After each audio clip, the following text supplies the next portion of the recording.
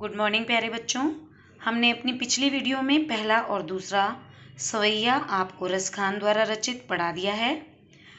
बेटा, रसखान के विषय में हमने आपको बताया कि ये मुस्लिम कवि थे और श्री कृष्ण के अनन्य भक्ति के कारण इन्होंने जो काव्य लिखा उसी में वो डूबे रहते थे, श्री कृष्ण की भक्ति में। तो लोग इन्हें रसखान कहने लगे थे और इनका वास्तविक नाम सैयद इब्राहिम था। चलिए अब हम इनका तीसरा सवैया पढ़ लेते हैं।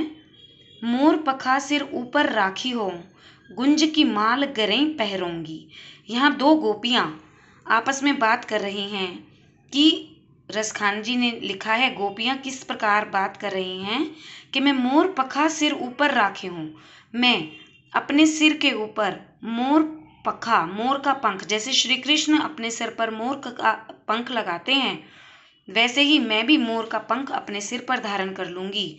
गुंज की माल गरे पहरूंगी, और माला, गुंज जो है एक फूल के बीज हैं, उसकी बनी हुई माला पहनने के लिए कह रही हैं कि मैं वो भी पहन लूंगी। ओढ़ पीतम्बर लय लकुटी, मैं पीताम्बर यानी पीले वस्त्र, जिस प्रकार श्री कृष्ण पीले वस्त्र धारण करते हैं वैसे पीले वस्त्र ओढ़कर, लय लकुटी लाठी लेकर, बन गौधन ग्वारनी, वन में गोधन यानी गायों को लेकर ग्वालिनों के बीच में संग फिरूंगी, कि उनके साथ साथ फिरूंगी, घूमूंगी ग्वालिनों के साथ साथ। भाव तो वही मेरो रस खानी, सो तेरे कहें सब स्वांग करूंगी। यहाँ गोपी कह रही हैं कि मैं श्री कृष्ण के इस मोहक रूप के सारे स्वांग करने के लिए तैयार हूँ। भाव तो वही मतलब वो मुझे इतना भाते हैं। रसखान जी कहते हैं कि गोपी कह रही है कि भाव तो वही मेरो, मुझे वो बहुत भाते हैं। सो तेरे कहे सब स्वांग करूँगी, तो जैसा तुम स्वांग रचाने को कहोगी मैं श्री कृष्ण के वैसे ही स्वांग रचा लूँगी, वैसा ही रूप धारण कर लूँगी। पर क्या नहीं करूँगी, या मुरली मुरलीधर की अधरान धरी अधराना धरूंगी।